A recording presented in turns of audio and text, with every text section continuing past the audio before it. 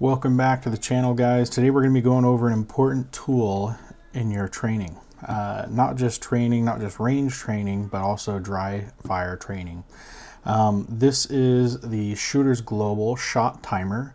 I believe this is their Go version is what they call it. They have a couple different ones. The more expensive one is like the just the SG Timer. I think they have a newer one, the SG Timer 2. It's a little bit more expensive. There's a little bit more features to it. But we're going to get into why I chose this and why everyone should have a shot timer in their range bag. First and foremost, you can't really progress, you can't know if you're improving unless you have actual statistics, actual info to go off of. This provides that info. So it's really important if you want to see your progression to be able to see where you've started with, where you're going, and really set your goals according to your shot timer. So getting into this a little bit, the nice thing that I like about this, there's some pros and cons. Their SG Timer 2 has a larger screen and you can change all of the settings, all of the functions on the actual shot timer itself. This one you can cycle through here and there. You hold the function and you can cycle through. I'll actually show you real quick. So this is just free shooting. This is what I normally use when I'm at the range. If you hit it once, you can start to change through your, whatever presets you have. The 2 to 4 means you're shooting at random is when it starts. 2 to 4 seconds is when your beeper goes off. And then this is set at like what the, what's the volume, not the volume, what is the actual microphone working at. So this is working at 50%. So at 100% it'll pick up your trigger a lot more easily, but it also could pick up the people that are shooting next to you one stall over. So it's important to kind of figure what number works best for you in your environment, and for what gun you're shooting. And there's a whole bunch of settings with that. So as you can see, I have a couple different settings through here. If you hold it, you can cycle through. Here we go. This is where I have drills. You upload these from the app, Bill Drill, Mozambique. I think you can only have 2 at a time.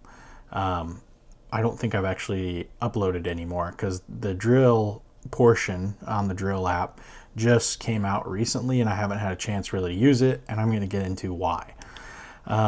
So there's a couple different, there's dry fire drills, which great to do in the house.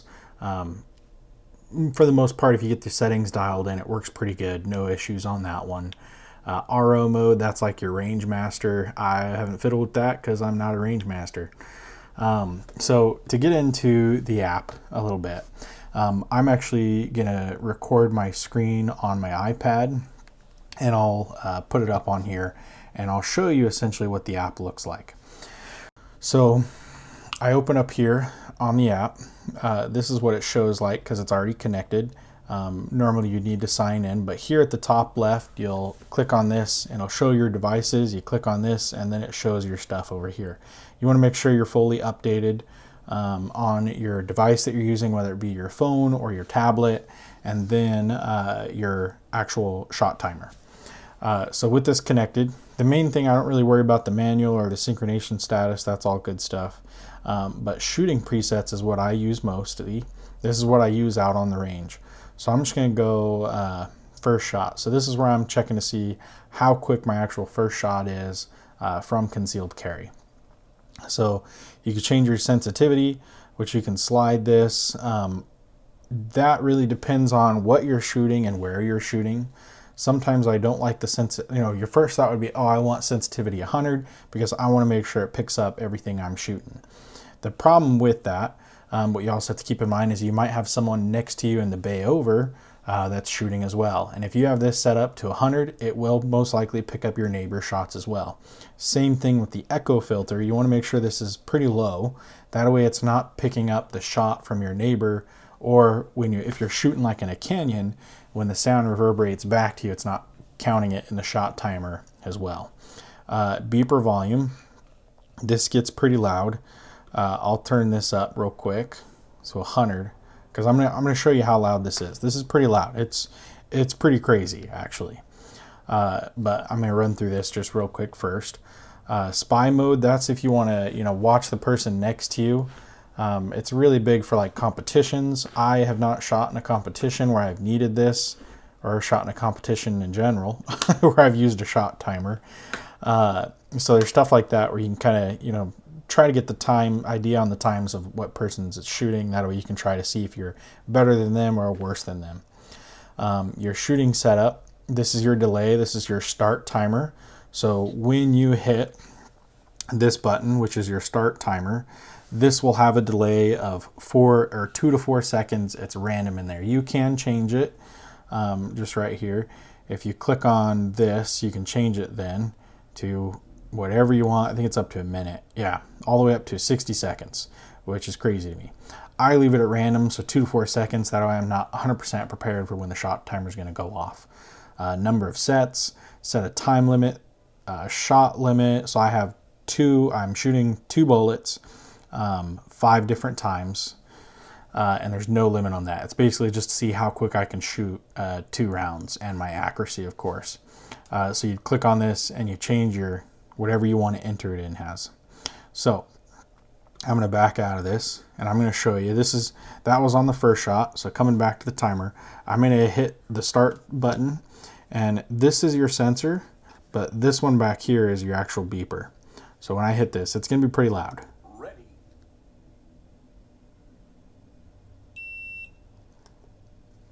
So that wasn't that loud, and I think part of it is because I have it set up here in the app right now.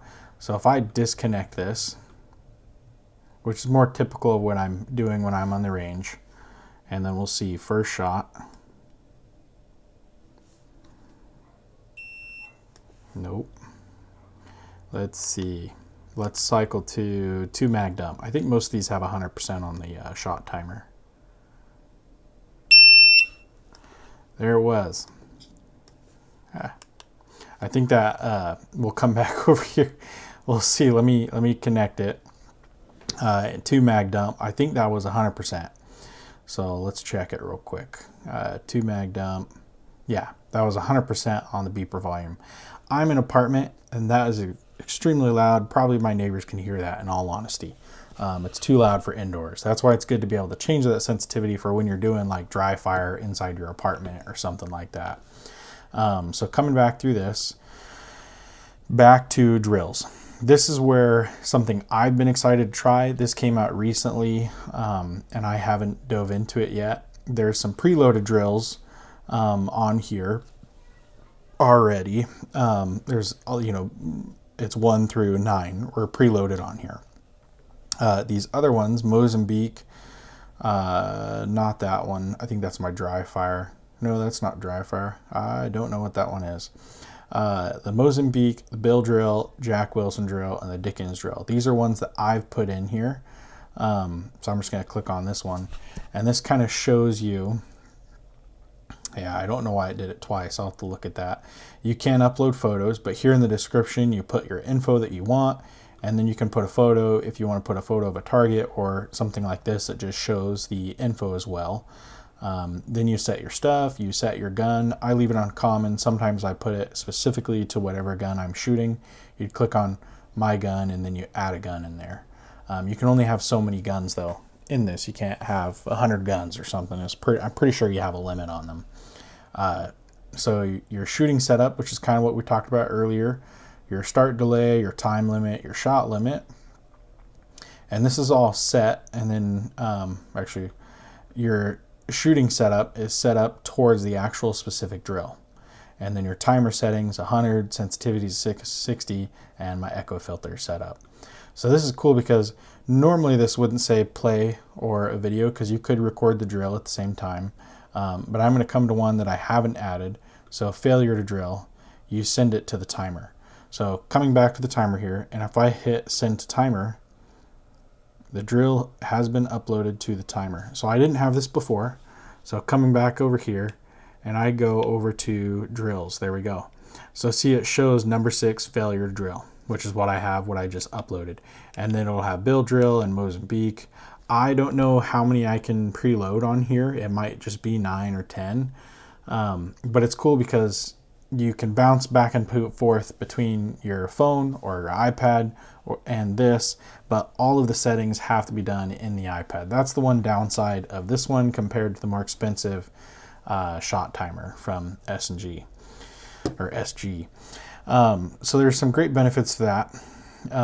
And back here, there's a whole bunch of stuff on these. You can set up your stages, and you can do a 3D setup as well. That way you know exactly what it is. You can dive into it. It's a whole can of worms at the same time. But the one thing I will say, and why I haven't been able to try the drills out, is I went out to the range a couple weeks ago, and I didn't have the actual shot timer was not up to date with what the update on my phone was for the app. And because of that, they couldn't communicate with each other. I, being on BLM land, no cell service, no Wi-Fi, nothing, could not update. It was either the app or the device. I can't remember which one it was. So they couldn't communicate. So I couldn't run my drills that I put in there. I didn't double check it before I headed out to BLM land. So that was a little bit of a downside. So that's the really big con to one of these devices, is because you have to use your phone.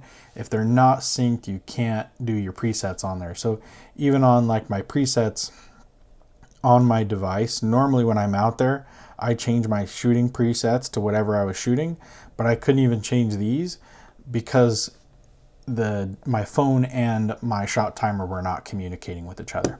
So that's the downside on something like this kind of shot timer. But it's great because with the phone you can have a lot of different changes, a lot of different settings. Just real quick, the battery life on this thing is crazy.